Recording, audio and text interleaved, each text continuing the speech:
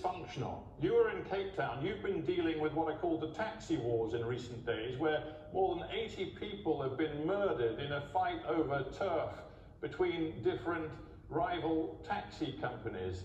In Durban and KwaZulu-Natal, we see territorial violence between black South Africans and South Africans of Indian heritage who own businesses, and inflammatory ethnic messages on social media.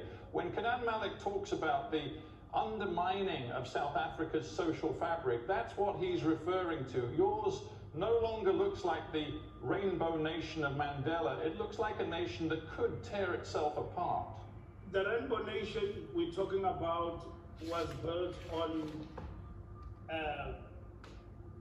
the basis of a state that was bankrupt, and that it affected the social fabric of our society, disintegration, and we are in the process of rebuilding that. The taxi wars you are talking about, we come from far to get them to under control. Under apartheid, this is what we inherited, and where we are now, loot shops and try and win some new possessions. I have admitted from the onset that this attempted insurrection and what I characterize as anarchy, was it an insurrection? No. Was there an attempt for an insurrection? Yes.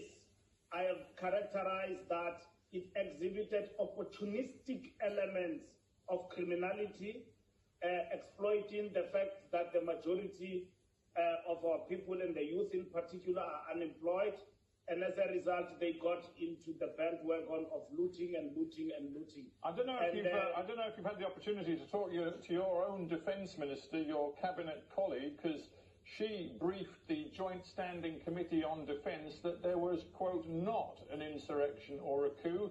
If it had been such a thing, she said, it would have had a face.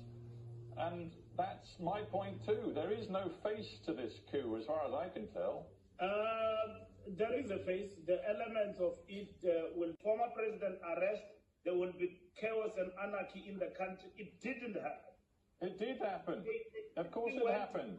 We saw, hang on. Let us just look at the vulnerability, because you're the Minister of Transport. You know better than me that the disruption was massive. Some of your main highways were blocked. Durban Port was not able to function. One of your biggest oil refineries was shut down. The economists in your country reckon it's cost you, as far as I'm aware, of leading some sort of coup, insurrection, attempt to bring down the democratic government. And some might say that you and Mr. Ramaphosa are simply trying to divert attention from the parlous state of the economy, the desperation that your people feel, which was exhibited on the streets when so many people took the opportunity simply to loot shops and try and win some news.